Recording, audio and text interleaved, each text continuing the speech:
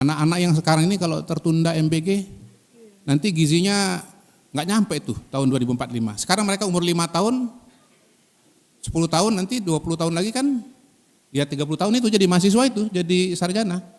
Jadi kalau kualitasnya nggak diperbaiki dari sekarang, nggak ada waktu begitu. Di luar bahwa memang presiden ini hatinya sangat lembut. Jadi awalnya MBG rencana 5.000 SPPG, tapi begitu di lapangan ketemu dengan siswa-siswa yang mengatakan, Pak, kami MBG juga Pak, kami belum Pak. Beliau mendorong agar secepatnya MBG bisa diberlakukan secara nasional. Nah itu pertama, jadi fokus pemerintah pada hari ini masih pada bagaimana implementasi program-program yang besar, program-program untuk melindungi rakyat, ya, program-program untuk meningkatkan kesejahteraan rakyat, itu yang pertama. Nah yang kedua, saya ini seperti kata Bang Sarial tadi, ini kan lama di luar ya, neliti, pengamat gitu ya.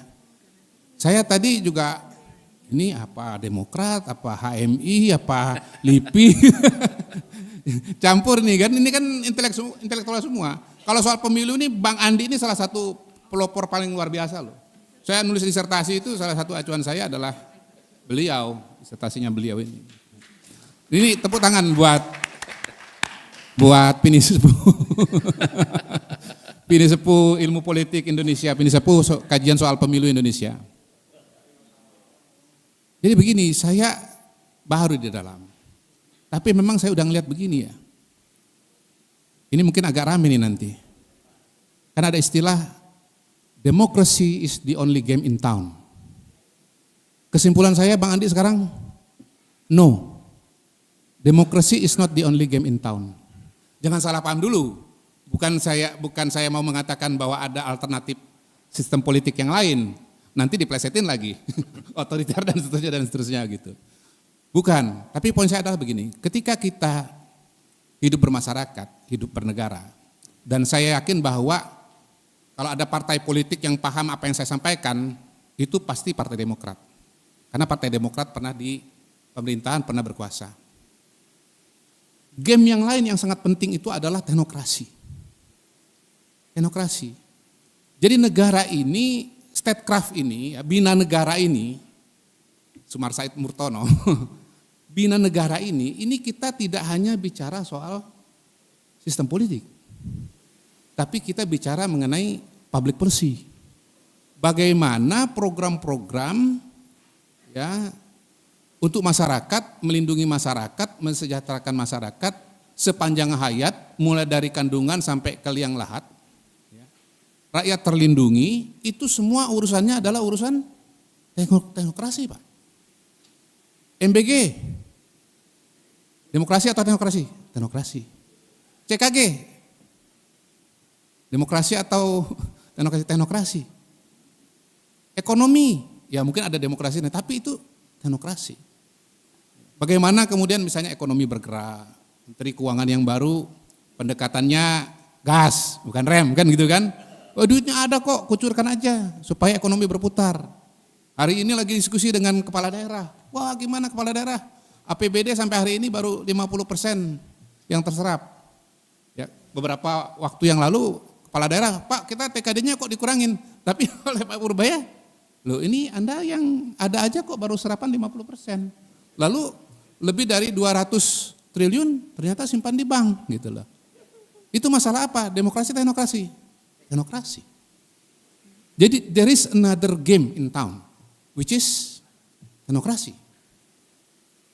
Nah, kalau kita bicara teknokrasi tentu kita bicara ya bagaimana sebuah sistem politik itu kemudian dia menjadi efektif. Nah, saya kan kembali judulnya Mbak Wiwi kan. Ngomong-ngomong begini, Mas AHY ini saya akui memang ganteng luar biasa. Sedemikian rupa sehingga sekjennya begitu di sebelah ketua umum jadi lebih ganteng. Benar apa benar? Iya kan? Iya. Iya, jadi Bang Herman Hairon yang saya kenal selama ini di HMI, begitu saya lihat ini kok jadi lain ya.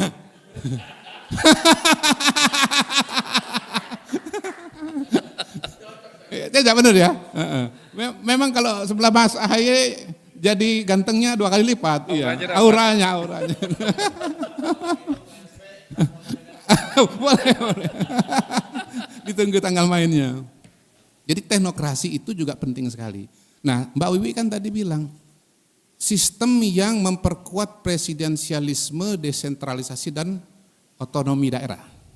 Kalau menurut saya, versi yang lain adalah sistem yang membuat pemerintahan yang teknokrasi yang efektif, yang berjalan dengan baik. Itu. Karena at the end of the day, ya yang matter most, ya ini saya orang survei kan, balik lagi kalau ditanya, apa persoalan paling penting di Indonesia? Sembako, lapangan kerja. Itulah masalah-masalah real yang harus dihadapi sehari-hari gitu. Dan Presiden pun mengatakan, enggak ada bangsa yang kuat tanpa ketahanan pangan, ketahanan energi, ketahanan air. Kalau saya boleh izin nambah, ketahanan kesehatan. Pengalaman COVID menunjukkan bagaimana rentannya sistem kesehatan kita, Pak. Vaksin kita dari luar, bahan obat-obatan kita dari luar. Saya kan baru wisuda nih dari Medistra gara-gara DBD, Pak. Iya, 10 hari Pak saya pakai infus, Pak. Kabarnya Pak, infus itu semua Pak kita juga impor, Pak. Semua alatnya itu, Pak. Mulai dari jarum, selangnya sampai betapa rentannya kita, Pak. Iya, dan isinya, apalagi isinya Pak, apalagi isinya. Jadi PR kita banyak sekali, dan PR-PR itu adalah PR-PR teknokrasi. Contoh, bagaimana caranya agar kita produksi beras aman. Nggak main-main Pak, kita harus 30 juta, minimal 30-31 juta ya Pak Jafar ya, juta ton ya per tahun ya, ini dikejar oleh Presiden.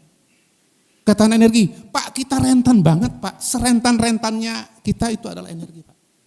Kebutuhan BBM kita sehari 1,5 juta BOPD. Produksi kita Pak, 600.000 Pak. Tapi ada yang menarik Pak, ternyata begini, 70% produksi minyak itu ada di Pertamina Pak.